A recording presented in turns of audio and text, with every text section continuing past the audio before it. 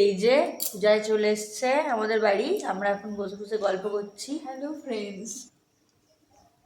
আমার চোখে এমন ঠান্ডা লেগেছে, আমার চোখের দিকে কেউ তাকাবেন না বন্ধুরা। চোখের অবস্থা খুব খারাপ, চোখ বন্ধ হয়ে যাচ্ছে, লাল হয়ে যাচ্ছে, চোখ দিয়ে জল পড়ছে, এমন ঠান্ডা লেগেছে। তো পূজা ছেলেকে ঘুম পাড়িয়ে এসেছে যাতে ভালো করে গল্প করতে পারে। বল। হ্যাঁ, দুধ চা খাবি না লিকার চা?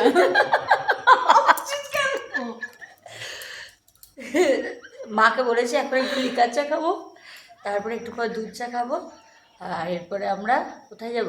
ফুচকা খেতে। ফুচকা খেতে যাব।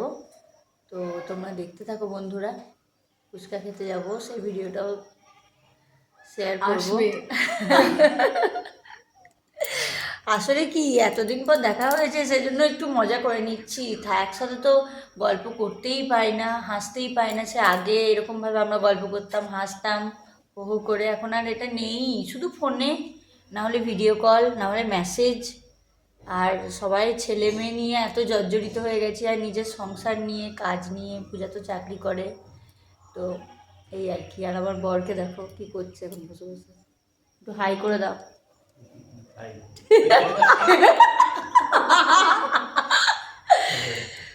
এই এই যে তোর মনে হয় ফেসবুক করছে নাকি?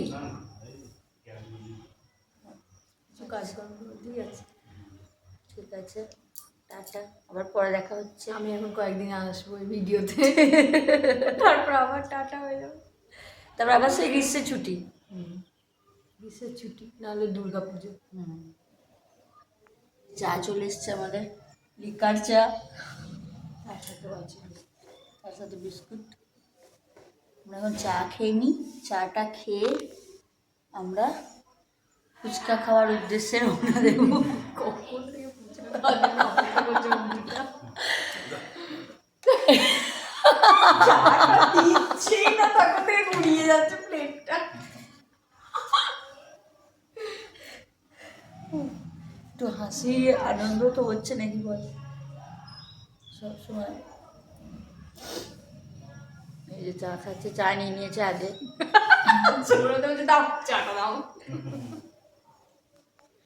এই যে আমার ছেলেও এখন চলে এসেছে আমাদের সাথে চা বিস্কুট খেতে, নিচে থেকে চা নিয়ে। তো চাটা কই? চাটা কই? ওটা তো বিস্কুট, চাটা নিয়ে আয়। চাটাও তুলতে গিয়ে ফেলবে তো। শুধু বিস্কুট? চাটা তুলে দাও, তো চাটা তুলে দাও। নে খা, বিস্কুটটা ডুবিয়ে ডুবিয়ে খা, বিস্কুটটা ডুবিয়ে খা।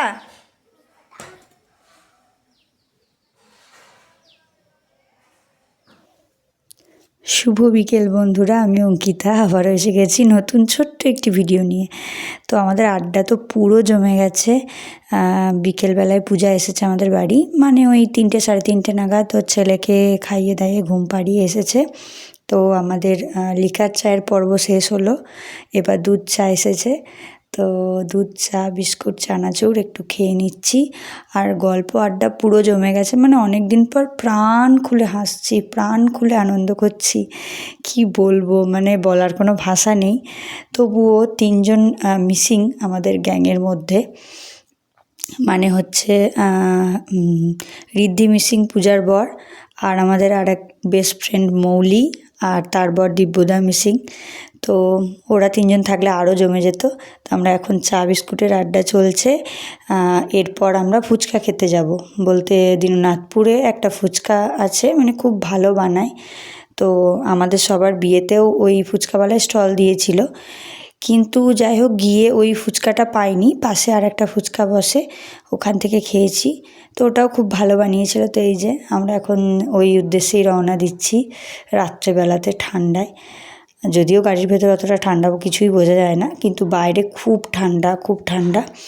তো এদিকে তো শান্তিনিকেতন মেলা চলছে, কিন্তু আমাদের বাচ্চা ছোট এখন, তো সেই জন্য মেলা তো যেতে পারছি না। তাই সামনে একটু ফুচকা খেয়ে আসি, মনে তো হয় একটু ঘুরে বেড়াই এদিক ওদিক, কিন্তু এখন সেটা সম্ভব না। আমার খুবই ছোট মেয়ে, পূজারও ছোট ছেলে, তো সেই জন্য আমরা যাচ্ছি এখন একটুখানি ফুচকা খেতে। তো ছেলে বসেছে বাবার পাশে, আর আমরা দুই বান্ধবীতে বসেছি পিছনে। তো চলো এখন আমরা যাচ্ছি দীননাথপুর রামনগর থেকে ফুচকা খেতে।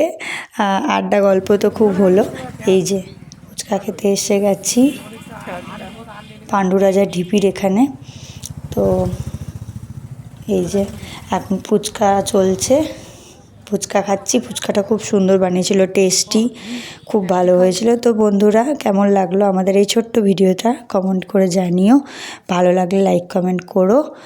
আবার দেখা হচ্ছে পরের কোনো একটা ভিডিওতে, ততক্ষণের জন্য টাটা, সবাই খুব খুব ভালো থেকো।